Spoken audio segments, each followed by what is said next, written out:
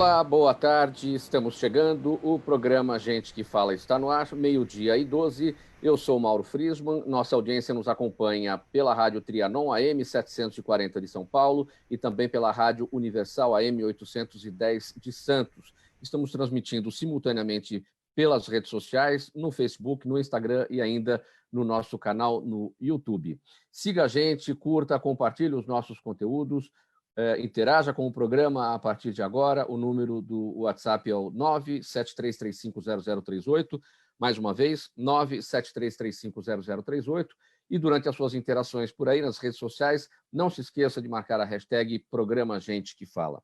Hoje é quinta-feira, mais uma edição do Gente do MPD que Fala, uma parceria nossa com o Movimento do Ministério Público Democrático e o apoio da Câmara Brasileira de Diagnóstico Laboratorial. É sempre bom lembrar a nossa audiência, durante o período eleitoral, estamos entrando com o programa Gente que Fala, 12h12, 12h13, logo após o horário eleitoral gratuito destinado aos partidos, aos candidatos que concorrem pelo município de Santo André. Eu apresento, a partir de agora, os nossos convidados de hoje, inicialmente a doutora Alexandra Boinglen, promotora de justiça em Alagoas, associada ao Movimento do Ministério Público Democrático. Doutora Alexandra, seja bem-vinda mais uma vez ao programa Gente que Fala. Obrigada, Mauro, mais uma vez é um prazer estar aqui. Também com a gente o cientista político Kleber Carrilho, professor de comunicação política da ECA, da Escola de Comunicação e Artes da USP. Seja bem-vindo mais uma vez ao Gente que Fala, Kleber. Boa tarde, Mauro. Boa tarde, ouvintes. É um prazer estar com vocês para discutir temas tão importantes do país e das nossas cidades.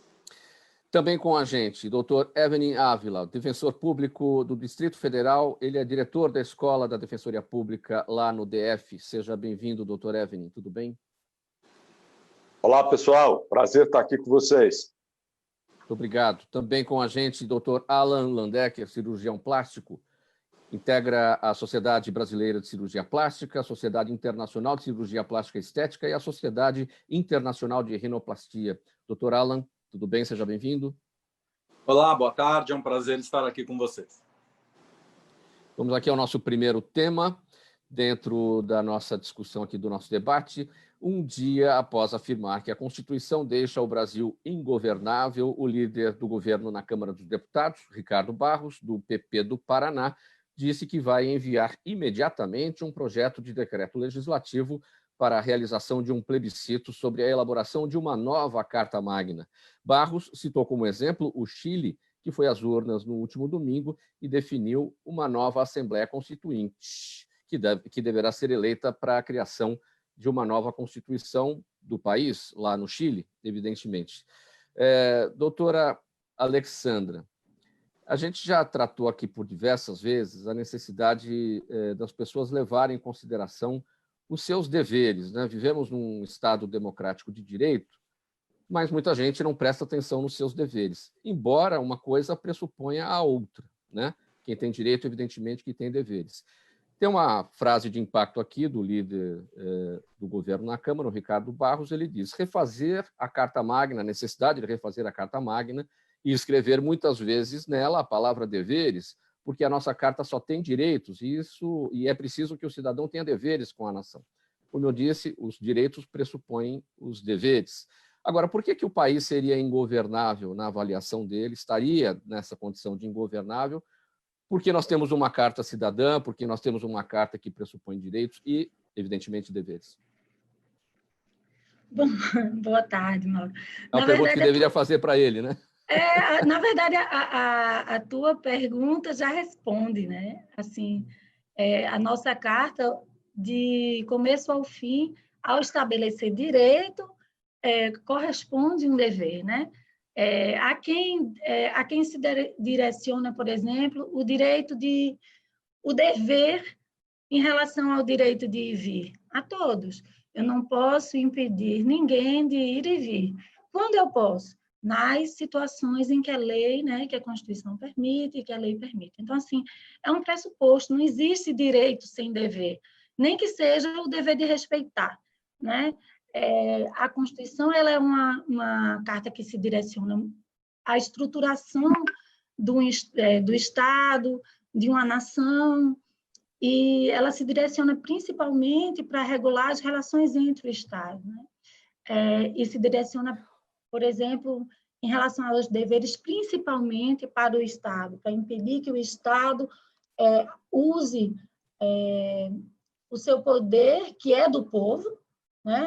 Todo o poder emana do povo, é o povo quem cede a sua liberdade ao Estado num pacto social, porque entende que é melhor viver assim, organizado dessa forma, com regras, é mais fácil viver assim. Então, as normas elas têm que se direcionar, em primeiro lugar, ao Estado, para que as pessoas que ocupam as funções de poder do Estado não usem desse poder que é meu e que eu cedi para me oprimir, né? Então, assim, é muito importante que a gente entenda qual é o papel da Constituição em linguagem sociológica, né? Muito mais do que jurídica. Qual é o papel da Constituição? Para que existe essa Constituição? Para que o Estado tem que existir? Para que essas regras? Né? Para que o direito é necessário? Né? E isso o Dr. Evelyn ensina muito essa parte, né, da educação em direitos, vai poder explicar talvez melhor do que eu. Mas, assim, é preciso... Diga. Pode concluir. Não, é preciso dizer, assim, que as instituições se manifestaram formalmente, né? A CONAMP, que é a Associação Nacional do Ministério Público, emitiu uma nota, a Frentas, que é a Frente da Magistratura e Ministério Público, emitiu uma nota, e o Conselho Federal da OAB emitiu um parecer que merece ser lido, é curto, e é bem esclarecedor, porque, mais do que usar questões técnicas, ele, como órgão jurídico, ele tinha que emitir argumentos técnicos, mas esse parecer faz um apanhado fático, sociológico, histórico, social, mostra o que é que precisa existir dentro desse pacto social para que outra Constituição seja necessária. Doutor Evelyn Ávila, uma outra citação aqui do deputado Ricardo Barros, líder do governo na Câmara, ele diz que a Constituição tornou o poder fiscalizador muito maior que os demais e, por isso, seria necessário também equilibrar os poderes no país. A questão é que nós temos leis, não faltam leis e boas leis, o problema é que tem leis que não pegam, porque o brasileiro, muitos não têm a cultura de seguir as leis. E aí há a necessidade da fiscalização, evidentemente, porque se cada um tivesse a consciência em relação ao cumprimento das regras, ao cumprimento das normas, a fiscalização não seria necessária. Isso faz com que os poderes estejam desequilibrados?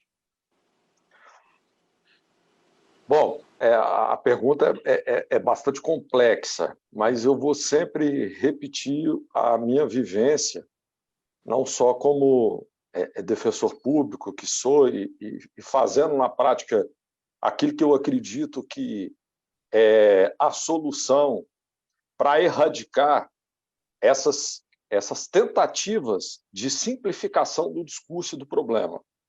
Nós temos um país que tem um diagnóstico bastante emblemático, vamos dizer assim. Somos um país racista, somos um país que escravizou e escraviza, somos um país de analfabetos funcionais, somos um país de um sistema de justiça preparado e estruturado para o fim de todas as coisas, e temos uma Constituição absolutamente nova. Uma Constituição, a meu ver, o que é a Constituição? Bom que se diga isso para as pessoas. É o jeito de ser. Como você é?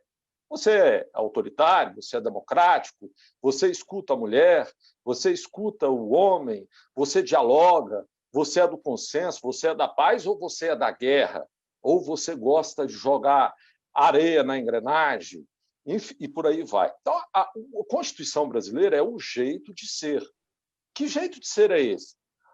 É preciso colocar para todas as pessoas que estão nos assistindo e nos ouvindo o seguinte: a Constituição ela inaugurou um novo espírito de ser. E esse espírito de ser está sendo construído por nós. E nossa sociedade brasileira é uma sociedade com muitos defeitos. Por exemplo, nós temos uma das maiores populações carcerárias do globo terrestre. Aí eu te pergunto, será que nós temos tanto bandido assim? Mas, ao mesmo tempo, a gente tem uma corrupção muito mais forte do que a pandemia sistêmica, que nasce na família, culturas e hábitos e costumes populares questionáveis. E aí, será que mesmo a gente rasgando a Constituição e escrevendo outra, como se fosse um simples passe de mágica, a gente vai virar um país de primeiro mundo? Não acredito nisso. Isso, para mim, é uma tentativa bastante audaciosa, né? Vejo isso. É muita audácia querer simplificar um problema que envolve um país de 200 e poucos milhões de pessoas, gigantesco, com muitos problemas históricos, e eu não vejo outro caminho. Nós, do sistema de justiça, principalmente, que conhece o diagnóstico do comportamento social, muitas das vezes equivocado, analfabeto, preparado para a guerra, eu não vejo outro momento, que não agora, de nós nos posicionarmos num outro sentido. Ao invés de estarmos parados, esperando os processos chegarem com as brigas, nós precisamos buscar as pessoas, principalmente os jovens, que precisam ser formados para o jogo da vida, que é brutal, arriscado, complexo, e o Estado vai punir e vai fiscalizar. E aí você falou, o pessoal, a lei no Brasil é igual gripe, pega no Paraná, mas não pega na Bahia. A Maria faz porque a Josefina fez e deu certo. Mas a Maria deu certo com a Benedita porque tinha boa fé. Como diz lá em Minas Gerais, fizeram um bigode. Não ampara a lei, não. A maioria das pessoas vive num estado paralelo, em que a sobrevivência humana ela é regrada pelas necessidades básicas, arroz com feijão na barriga. E as pessoas precisam entender isso. Não adianta ficar fabricando uma série de metas e objetivos complexos se a gente não resolver o básico. O que é o básico? É a compreensão de que nós vivemos numa sociedade regrada. Para isso, precisa de todos executar um dever muito claro lá na Constituição. Todos nós devemos trabalhar na questão da educação, seja ela em que área for. Mas na área da justiça é principalmente importante. Por quê?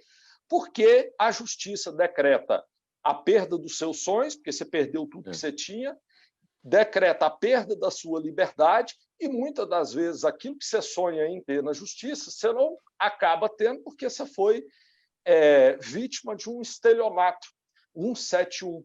E o crime do estelionato, a colega promotora sabe muito bem disso, ele existe por uma razão de ser. Existem pessoas especializadas e existe uma máfia da desinformação e da falta de educação. Nós sabemos um diagnóstico profundo de correções de rumo da nossa sociedade que transita no território do judiciário. Agora é a hora de talvez tentar erradicar isso com educação e não punição e outras coisas mais. Kleber Carrilho, como a ciência política observa tudo isso, o que a gente tem no dia a dia aí é uma coisa que todo mundo reclama, a Constituição dá os seus direitos, mas não há o cumprimento disso. Por exemplo, o salário mínimo não vai suprir todas as necessidades como determina a Constituição. A saúde e a educação para todos, com qualidade, todas essas coisas. Ou seja, mudar a Constituição vai trazer isso? Então, Mauro, você sabe que eu, quando ouvi o deputado Ricardo Barros falando sobre isso, me deu uma sensação, a princípio, de que ele, ao ser convidado para aquele evento sobre direito constitucional, não estava preparado para uma fala e chegou ali e disse qualquer coisa que veio à cabeça dele. E viu que isso deu fez um certo sucesso na mídia e nas redes, e ele começou a confirmar essa ideia a partir, inclusive, do que ocorreu no Chile. Agora, o que me deixa muito preocupado, e aí eu não vou entrar nem nas questões específicas da Constituição, até porque temos pessoas que entendem da Constituição com muito mais profundidade, com muito mais autoridade do que eu aqui, O fato é que ele utiliza este momento para fazer algo que tem se tornado muito constante no nosso modo de fazer política, que é esse jogar para a galera. Esse termo, entre aspas, né, jogar para a galera, é dizer aquilo que parece óbvio, que parece simples e que faz com que as pessoas digam, olha, a culpa não é dele. E ele, como líder de um governo, jamais poderia, a partir da função que exerce, fazer uma coisa dessas. Porque quando ele diz isso, ele diz, olha, todas as falhas possíveis do governo ocorrem porque o país é ingovernável, porque a Constituição não reflete aquilo que é necessário, porque deveria haver a palavra deveres mais vezes. Gente, isso não tem absolutamente nenhum sentido. Ele não faz uma crítica técnica à Constituição e diz por que poderia ser diferente. Ele diz apenas que o que não é possível fazer não se faz porque a Constituição não permite, por ser prolixa, por não ter deveres, por qualquer coisa desse tipo. Então, o mais importante de a gente observar agora é entender que este é mais um sinal de que a nossa democracia está sofrendo atentados diários, né? Parece uma fala solta, mas não é. Né? É um atentado a uma democracia que pode ter, sim, um questionamento à sua Constituição, claro, como qualquer democracia pode questionar a Constituição, mas não dessa forma. E, principalmente, não a partir de uma figura como líder de um governo. Né? A gente sabe, pelo que ocorre na América Latina em geral, e aí nos vizinhos mais próximos em particular, que sempre quando há uma iniciativa de governo, de lideranças do governo, de rever constituições entre os nossos vizinhos, são tentativas de manutenção no poder, são tentativas de trazer ainda mais poder a quem já tem. Este é um problema muito sério que a gente precisa observar. Este não é o momento para essa discussão, e essa discussão, ao contrário do que aconteceu no Chile, ela pode acontecer a partir de determinadas demandas da sociedade e não a partir de uma demanda específica de um líder de governo. Então, estamos... só um segundinho. Estamos vendo, mais uma vez, um atentado à democracia. É isso que me preocupa. Até porque, se a nossa Constituição não é boa, é o que temos de melhor. Há, evidentemente, problemas, mas ela pode sofrer melhoras, né, a partir das emendas. Então, o que se tem a fazer é melhorar a Constituição, mas não trocar. Porque pode vir até pode vir uma coisa pior, né? Então, é exatamente aí que a gente poderia até pensar num outro problema que é resultante disso. Quando a gente convoca uma Assembleia Constituinte, primeiro a gente precisa das regras dessa convocação. Que votação seria essa? Seria no modelo chileno, como eles estão trazendo uma Assembleia Constituinte que não inclui o Congresso já eleito? Como é que seria isso? E a gente precisa entender que uma Assembleia Constituinte ela forma a Constituição a partir do espírito da época. E talvez a gente não esteja nem em um momento tão estável da nossa democracia em que possamos trabalhar uma Constituição, escrever uma Constituição agora. Nós estamos em momentos de radicalização, momentos que muitas forças políticas não estão sabendo negociar, e negociar uma Constituição é algo muito sério. Doutor Alan Landecker, sua observação sobre esse tema. Enfim, eu não sou especialista no tema como os colegas anteriores, mas a minha primeira observação, Mauro, tendo estudado fora por muitos anos, inclusive tendo morado na Europa e nos Estados Unidos, é que o nosso problema básico ele é uma questão de educação e cultura, no sentido de você ter uma mentalidade mais coletiva dentro da sociedade. Então, essa observância de regras, leis, os deveres, eles só vêm quando as pessoas têm imbuídas ou introduzidas dentro delas, desde cedo, né? É uma questão ética sólida, né? Como de coletividade, de observância de regras, que caracteriza países mais desenvolvidos. Um dos colegas disse anteriormente que, assim, Mauro, sendo bem sincero, a imensa maioria da população brasileira é miserável. Eles não sabem nem o que é Zoom, entendeu? Então, assim, as pessoas não têm as mesmas facilidades que nós temos. São pessoas que lutam, como o colega disse muito bem, por pratos de comida. Então, enquanto não houver uma uniformização social e cultural da população com educação sólida para que haja um sentimento de coletividade, eu não vejo como uma mudança de Constituição vá resolver o problema. A minha atitude, infelizmente, é de desesperança, porque eu realmente acho o país ingovernável, independente de qual corrente política está no governo, porque o sistema montado, quer dizer, o sistema vigente, ele é forte demais. Então, eu acredito que o que precisaria mudar seria o sistema inteiro. Então, veja, temos um judiciário que, infelizmente, possui uma estrutura que favorece a impunidade, com um monte de recursos, embargos infringentes, etc.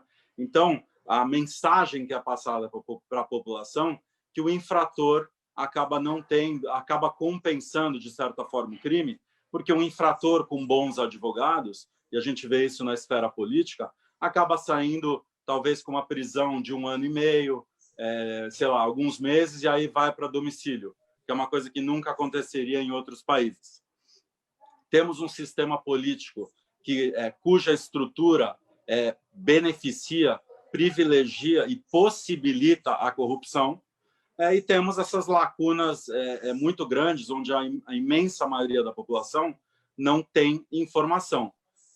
Temos uma imprensa que, com essa profusão de fake news, enfim, não é possível hoje, Mauro, infelizmente, acreditar a imprensa até de uma forma decepcionante. Eu não consigo mais, quando eu leio alguma coisa, saber se isso é real, se tem um viés político, mas o que mais me decepciona como cientista, Mauro, é ver pessoas defendendo vacinas, defendendo tratamentos para Covid e outras doenças, de uma forma que é impossível dizer se essa pessoa realmente está preocupada com a evolução da sociedade, com as vidas humanas, ou se está se preocupando mais com reeleições, mandatos, esse tipo de coisa. Então, o meu problema principal com o nosso país é a questão ética, essa questão de individualidade extrema, falta de coletividade.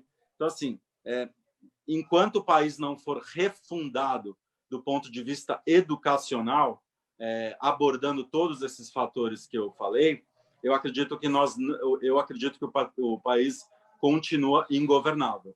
E só completando, Mauro, em relação a essa parte da Constituição, de novo, não sou expert, mas se a Constituição determina o sistema de um país, aí eu acho que ela precisa ser ajustada, sim. Talvez não refundada, mas ajustada para que o sistema não contemple todos esses problemas que eu citei anteriormente. Mauro. Oi, doutora Alexandra. Então, mais uma vez, né, a gente tem uma pauta extensa, mas assim, um tema que é extremamente importante e, assim, o doutor Alan tocou em algumas situações que eu acho que merecem esclarecimento, né?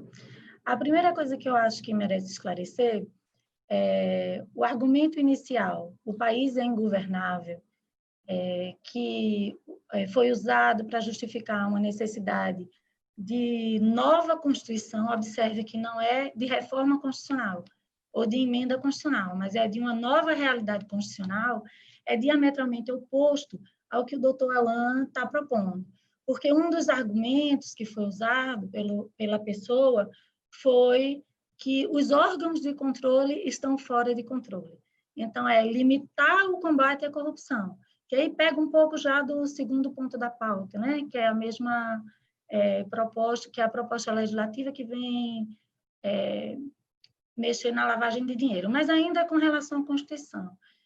A nossa situação é diametralmente oposta à situação do Chile, porque, embora a gente tenha uma Constituição recente, primeiro, ela é recente.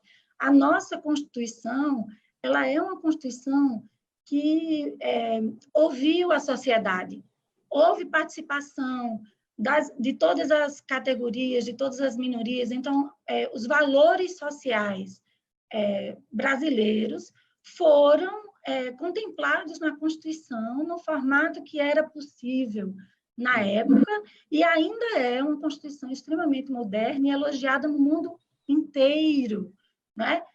Isso é uma situação. A do Chile é o contrário. O que se pleiteia hoje é que a população seja ouvida, é uma Constituição elaborada em regime autoritário, numa ditadura, e o que se pretende lá é o que nós conseguimos fazer aqui em 88. A Constituição não prevê, doutor Alan, corrupção, a Constituição não prevê desonestidade, arbitrariedade, muito pelo contrário. A Constituição prevê uma sociedade justa, livre e solidária. Tudo isso que o senhor está apontando como inexistente é porque a nossa Constituição, infelizmente, as decisões políticas que são necessárias para tornar efetiva a Constituição não são tomadas do jeito que deve ser. Então, quando a pessoa diz assim, porque se gasta demais com direitos sociais e por isso a gente não tem como governar, que foi um dos argumentos, eu estou, por exemplo, presumindo que eu vou tirar dinheiro da educação, que é o que vem sendo feito. Então, como é que eu posso? Entende, doutor Alan, que é justamente o oposto, o discurso é o oposto do que o senhor trata como ingovernável. O que o senhor está falando como ingovernável é exatamente o que a gente quer, garantindo a efetividade desta Constituição. A Constituição não precisa ser mudada, ela precisa ser cumprida. E aí sim, aí o senhor vai ver essa sociedade que o senhor quer, que me parece diferente da proposta que se pretende fazer e que foi argumentada nessa proposta pelo líder do governo. Pessoal, 12h38 agora.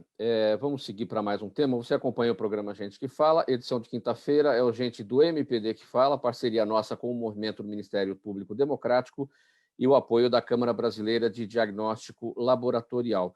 Vamos aqui para mais um tema. Eu vou pedir a brevidade de todos para que a gente consiga avançar em todos os assuntos, tá bom? E o tempo já está bem adiantado agora aqui. As primeiras reuniões da comissão designada pela Câmara dos Deputados para discutir a atualização da lei de lavagem de dinheiro surpreenderam as autoridades. Advogados de condenados na Lava Jato têm defendido mudanças que contrariam convenções internacionais e que podem levar à anulação de sentenças. Há propostas, até mesmo, para que a lavagem de dinheiro deixe de ser crime autônomo e só possa ser punido se houver condenação por crime antecedente. A comissão é formada por 24 advogados, 13 membros do Judiciário e 7 do Ministério Público. Não há representantes do COAF, o Conselho de Controle de Atividades Financeiras, e nem da Receita Federal. Doutor Evelyn, acho que aqui, para o início aqui da nossa análise, é preciso explicar aqui para o nosso ouvinte, para o nosso espectador, do que se trata o crime autônomo.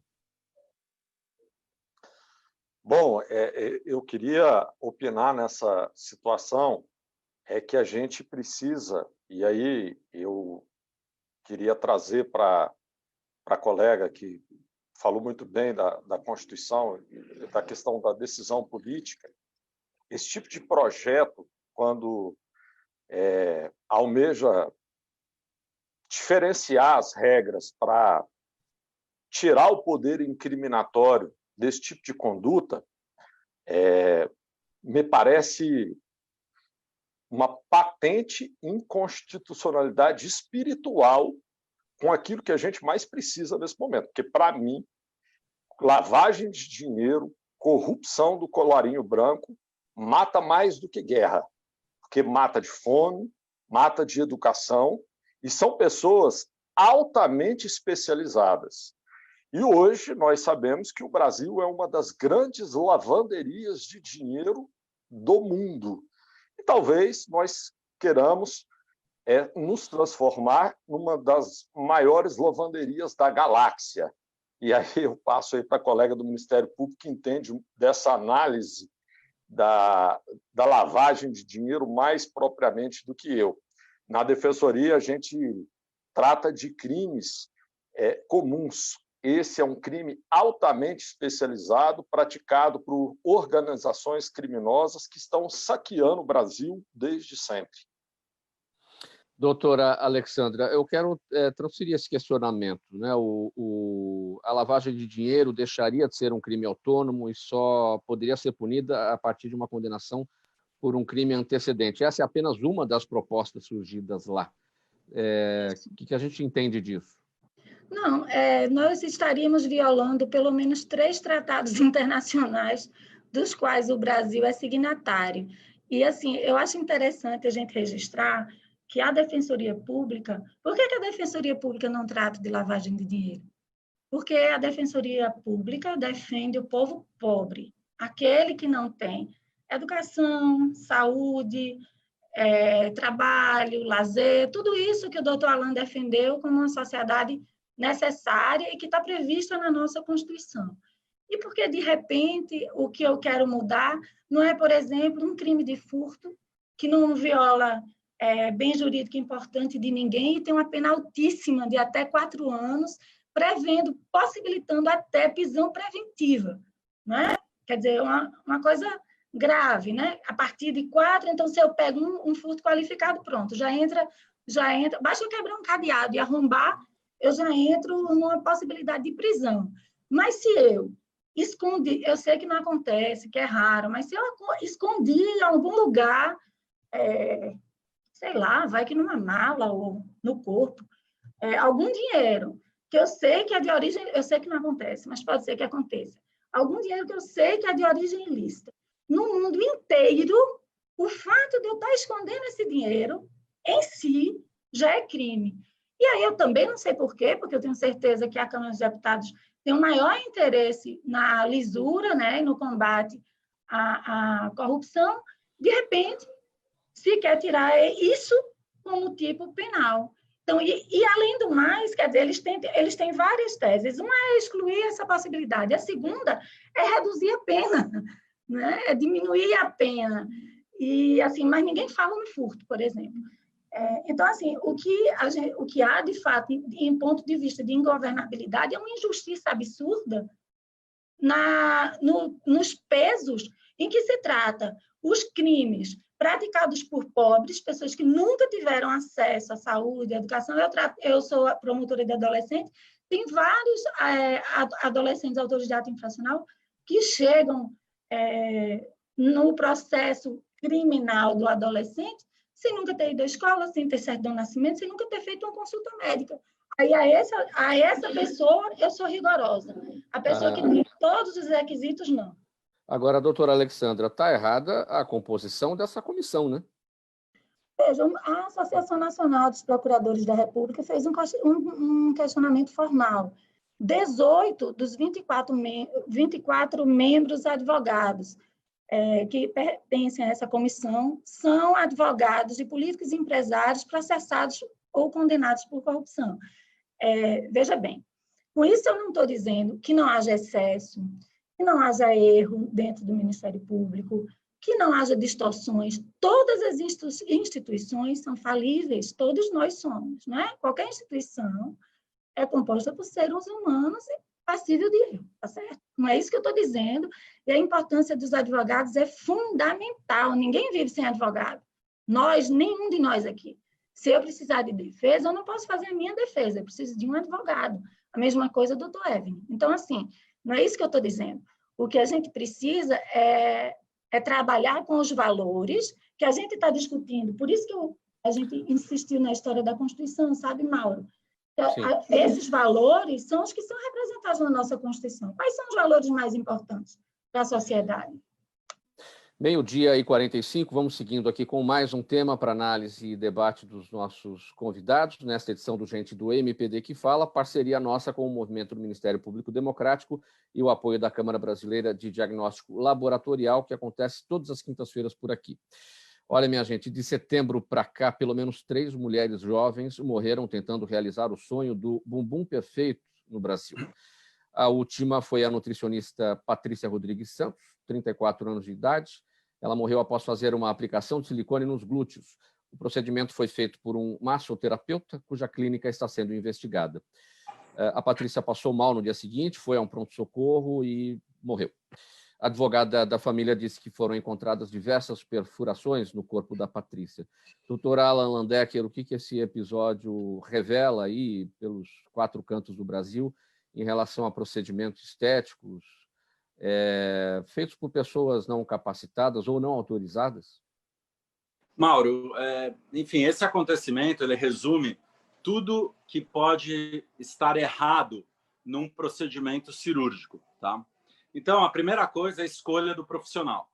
Então, quando que é o fator determinante, ou mais importante, que determina o sucesso de uma cirurgia ou procedimento. Então, a primeira coisa é que a pessoa deve escolher um especialista naquela cirurgia que a pessoa deseja. E, obviamente, esse especialista vai ter que ter tido treinamento adequado para realizar isso. Então, claramente, o primeiro erro aí é que essa pessoa escolheu um profissional não médico.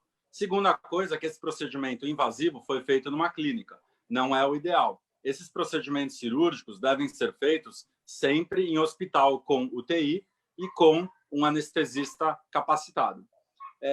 Ainda na questão do profissional, veja que essa pessoa teve várias perfurações, então trata-se, obviamente, de um profissional que não tem noção de anatomia, não tem noção do procedimento e gerou uma complicação gravíssima devido a essa falta de formação. Então, o principal fator realmente foi a escolha de um profissional totalmente desabilitado.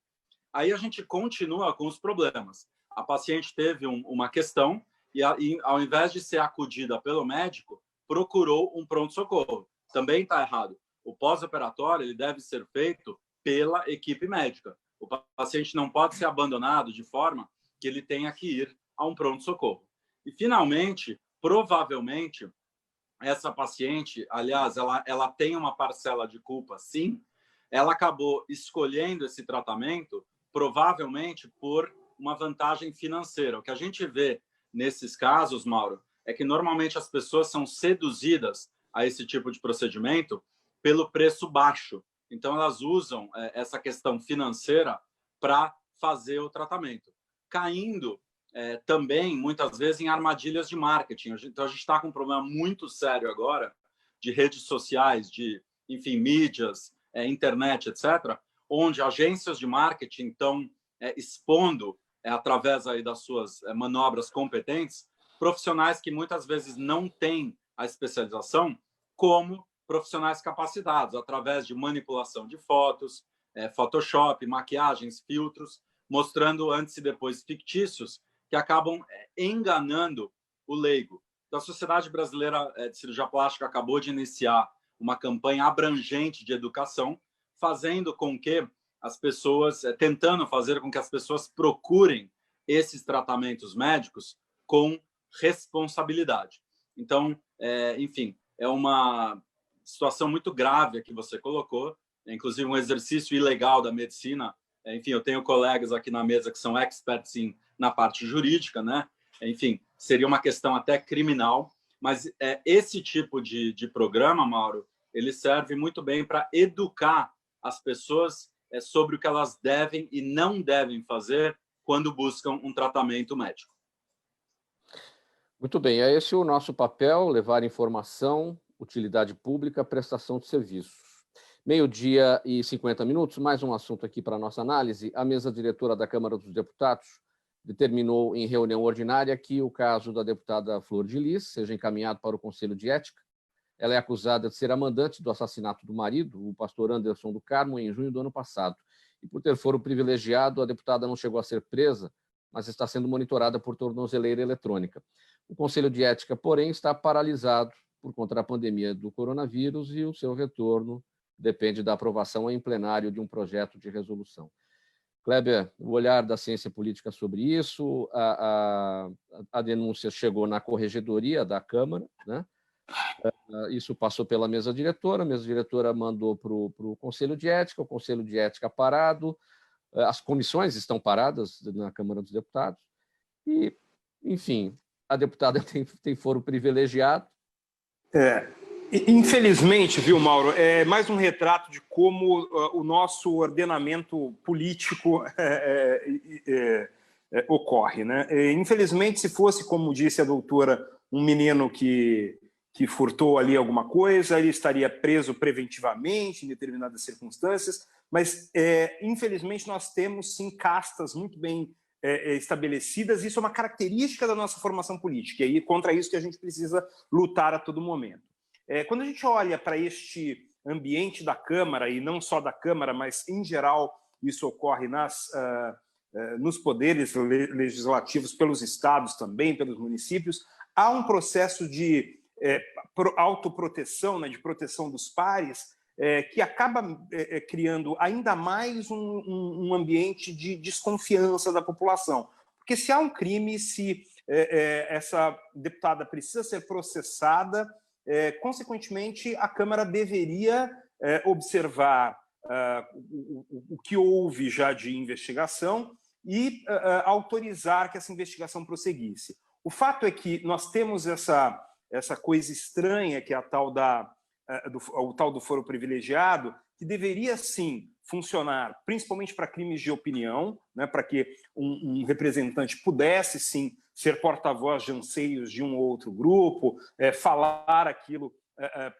que quisesse a partir do mandato que tem, mas esse foro privilegiado não poderia levar em consideração um crime comum como um homicídio, né? E, infelizmente, é isso que ocorre e causa uma impressão para a população de que tudo está errado. E aí, algumas pessoas, como foi o nosso primeiro comentário, né, sobre a tentativa de uma nova Constituição, algumas pessoas utilizam essa inconformidade de uma parte da população a partir de notícias como essas para dizer, olha, tudo está errado, então a gente tem que mudar tudo, inclusive a Constituição. Na verdade, são aspectos que se entrecruzam para mostrar que realmente nós vivemos uma crise política importante, uma crise de representação e uma crise democrática, e que fica presente nesses momentos ainda mais escandalosos como um fato como esse. É claro que a intenção de alguns deputados é afastá-la,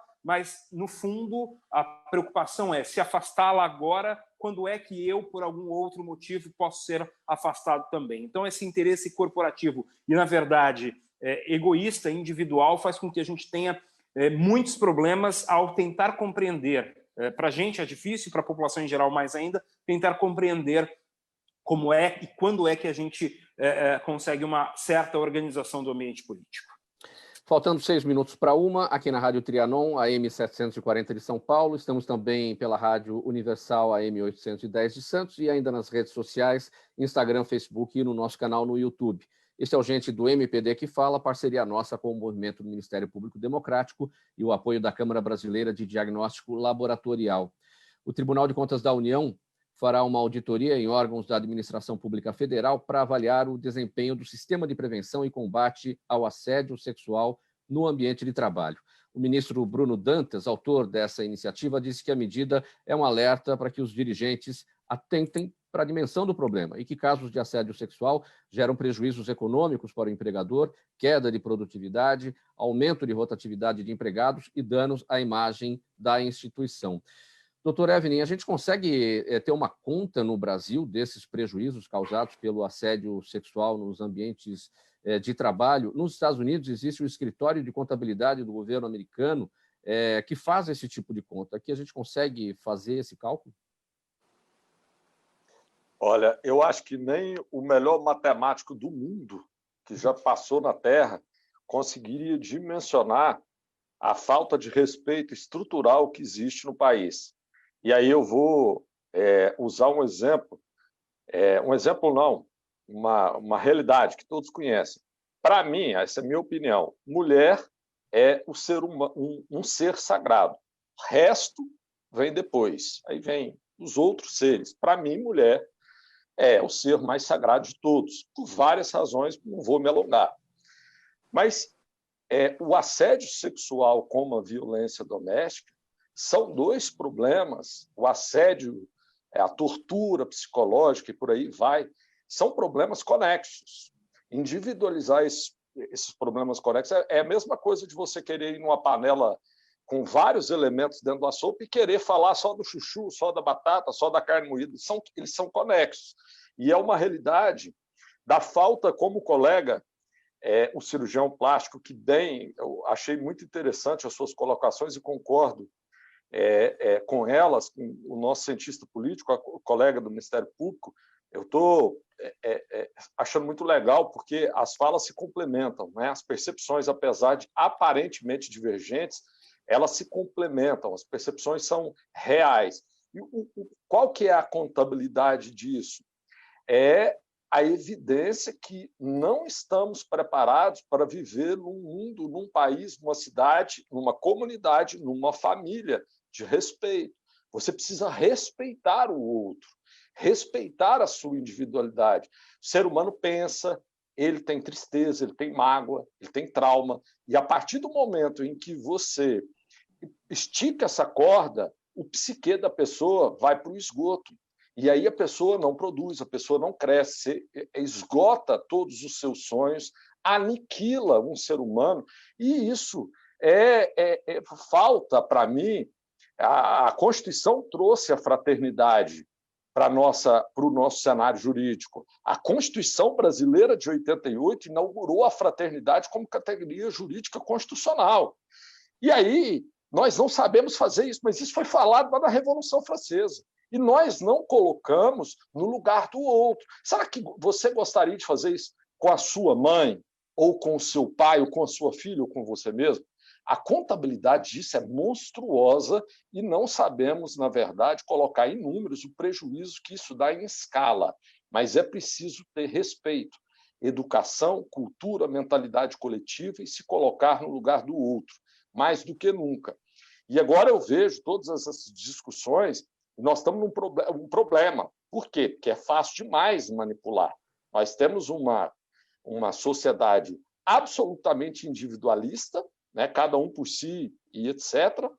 E agora você joga um vídeo na internet e aquilo simplesmente é curtido por 50 mil pessoas. E todo mundo entoa aquele conteúdo como se fosse uma verdade e como se fosse uma saída. Pessoal, perguntas da nossa audiência por aqui também. Doutora Alexandra Boylan, a Lourdes Piovesani, com a gente no Facebook, nos acompanhando. Obrigado, Lourdes. Ela pergunta o seguinte: um deputado com 12 processos no Supremo Tribunal Federal tem moral para propor uma nova Constituinte? Bom, vem aí a questão eleitoral, né? Eu não, assim, quem sou eu para julgar moral ou falta de moral de alguém, ainda mais uma pessoa eleita pelo povo, né? Ele tem o direito de defender as ideias dele e a gente tem o direito de contestá-las. Isso é o que eu posso dizer. Jaime do Jardim Bonfilholi, nossa audiência de todos os dias. Muito obrigado aqui pela pergunta, seu Jaime. O Jaime quer saber o seguinte, Kleber: qual será o futuro dos governos neoliberais da América Latina? Então, Jaime, eu daria um programa só para falar disso, né? A gente está vivendo um ambiente de radicalização e de mudanças de rumo muito dinâmicas, muito rápidas, principalmente devido à chegada das redes sociais, que a gente não compreendeu tão bem ainda, mas é provável que esses governos conservadores, eu acho difícil a palavra neoliberal, porque ela traz um bando de componentes complexos de compreensão, mas os governos conservadores tendem a ter problemas justamente porque não conseguem dar, no curto prazo, algumas respostas às quais eles se apresentaram como possíveis realizadores ou arrumadores de certos problemas, arrumador, desculpa o termo, mas é esse, de certos problemas nos países. Então é provável que a gente tenha aí uma vida mais curta para esses governos conservadores. Agora, o neoliberalismo em si é algo que está presente no mundo há pelo menos 40, quase 50 anos, né, como um projeto econômico, e este talvez não seja de tão fácil derrota. Para quem não gosta do modelo neoliberal, talvez a derrota não seja tão rápida, justamente porque já é um modelo há tanto tempo desenvolvido. Então, eu diferenciaria os governos, a onda de governos conservadores, a gente pode talvez estar vivendo já uma finalização dela, mas o modelo neoliberal, econômico neoliberal, nem tanto. Talvez a gente tenha mais uma sobrevida. Na sua percepção, então, Kleber, você coloca o neoliberalismo mais à direita, você coloca ele como conservador, você não coloca o conservador à direita, o neoliberalismo mais centro-direita e os progressistas. Vamos pensar que são coisas que se interpõem, né? O modelo neoliberal, o modelo econômico neoliberal, ele está presente no mundo há pelo menos 50 anos e ele, inclusive, dita as regras econômicas em governos progressistas. Se você pegar, por exemplo, os governos progressistas, ditos progressistas que o Brasil teve, o modelo neoliberal deu as cartas durante uma grande parte desses governos. Então, isso é um fenômeno econômico. E aí a gente precisa entender que o mundo vive essa onda neoliberal há quase 5 décadas, como eu disse. Agora, a onda de governos conservadores, que foi algo aqui que tem um momento mais curto aí de tempo, talvez uns 5, 10 anos aí, a gente talvez esteja vivendo uma finalização dessa onda conservadora, política conservadora nos costumes e tudo mais, porque ela não consegue dar conta de responder a alguns anseios da sociedade. São coisas que se interpõem. Claro que uma parte desses governos conservadores se utilizaram da agenda neoliberal, como no Brasil, por exemplo, mas terminar essa onda conservadora não diz que a gente também vai acabar com a onda, com este momento da economia neoliberal que toma conta do globo há tanto tempo. A Marina Muniz está com a gente no Instagram. Obrigado, Marina. Ela pergunta, doutor Alan, a sua opinião sobre o fato de alguns influenciadores digitais sortearem cirurgias plásticas pela internet. Veja, esse é o tipo de situação totalmente proscrita pelo CRM. Qualquer tipo de sorteio, permuta, enfim, qualquer tipo de coisa nesse sentido é uma flagrante violação do Código de Ética do CRM. Existem vários médicos, inclusive, que fazem permutas com blogueiras, esse tipo de coisa, e isso até escandalosamente, onde o tratamento é feito de graça em troca de divulgação nas redes sociais.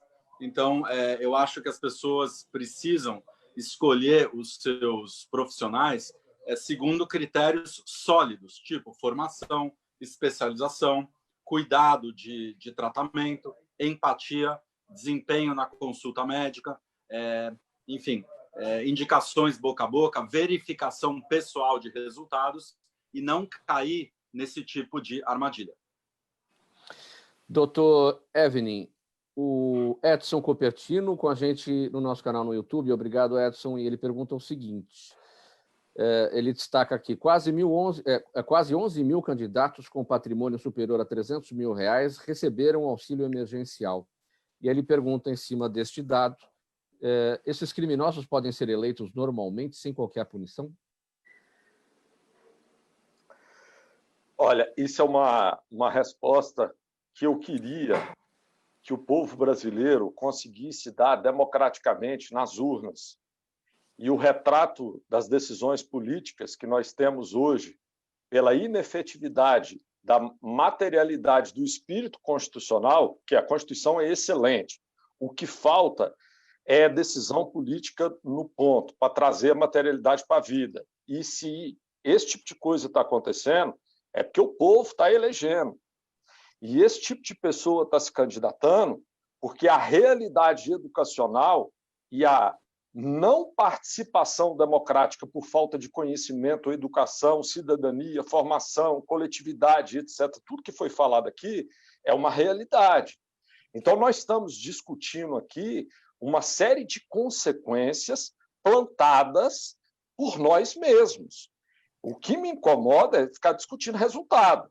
Eu quero discutir a sustentabilidade e a erradicação desses problemas. Sem educação e todas as pessoas com conteúdo factível para uma vida melhor, mais independente, precisam entrar no jogo da construção, primeiro sua, depois da sua família, terceiro da comunidade do país. Se isso está acontecendo, o cara receber esse tipo de auxílio nesse momento da humanidade, onde o brasileiro passando fome em toda esquina tem, quase. Aqui em Brasília é impressionante. Isso retrata a perversidade do ser humano e ainda o cara tem a coragem de se candidatar para representar o povo. Isso, sim, é que precisa ser discutido. A coragem e a perversidade de participar de um processo democrático eleitoral. E o pior, o povo vota. Agora, doutor Evening, o que a gente, nesse caso, aí não ouve falar, não só em relação a esses 11 mil candidatos que receberam o auxílio emergencial, candidatos com 300 mil aí de patrimônio superior até aos 300 mil. Tem muita gente que acabou recebendo sem ter a necessidade. A gente não ouve falar em punição. Essa ingovernabilidade que não se discute, né? Como, então, que distribui o dinheiro como se jogasse num grande ventilador e pega quem quiser e está tudo certo. Isso é que precisa ser discutido. Como você coloca uma política pública dessa no momento paradigmático da nossa geração, um 2020 escrito para sempre na história, e pessoas, brasileiros, que conhecem a nossa realidade, têm coragem, perversidade, audácia de receber um valor desse e simplesmente ver milhares de outras pessoas passando fome. Isso é crueldade. Pessoal, vamos partir para o encerramento. Nosso tempo já está acabando. O senhor está com a palavra, doutor Evening, sua despedida, sua palavra final. Gente, só quero agradecer a oportunidade, o espaço. Eu chamo vocês para olharmos para o futuro com o viés da sustentabilidade, erradicar esses problemas que nós discutimos. Tudo isso aconteceu porque faltou educação, formação, participação, pertencimento.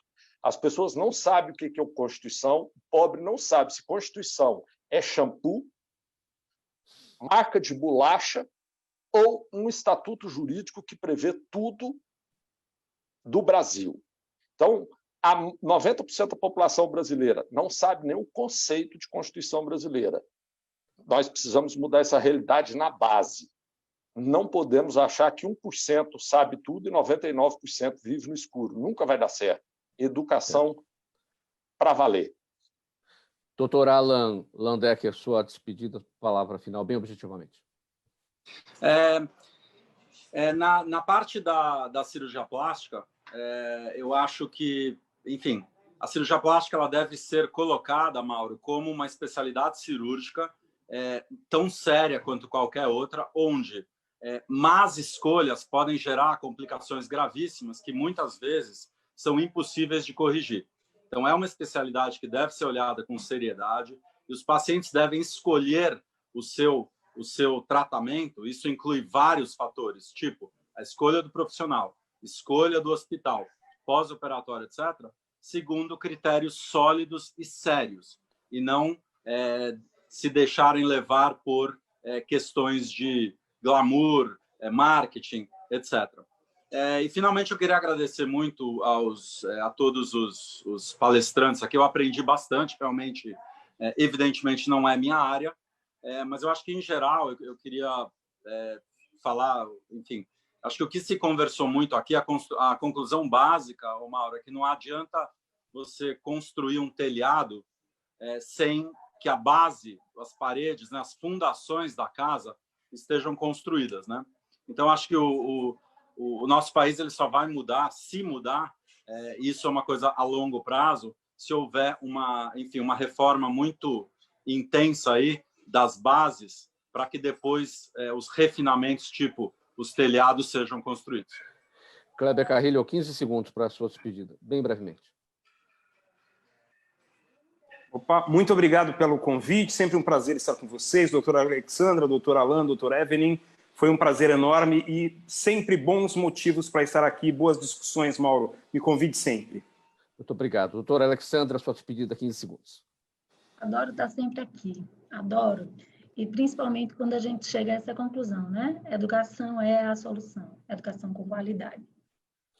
Muito obrigado a todos pela presença. Em nome da equipe do programa Gente que Fala, termina essa edição do Gente do MPD que Fala, é uma parceria nossa com o movimento do Ministério Público Democrático e o apoio da Câmara Brasileira de Diagnóstico Laboratorial, que acontece todas as quintas-feiras por aqui. Estiveram com a gente hoje doutora Alexandra Boylan, promotora de justiça em Alagoas, o cientista político Kleber Carrilho, o defensor público no Distrito Federal, doutor Evelyn Ávila, e o cirurgião plástico, doutor Alan Landecker.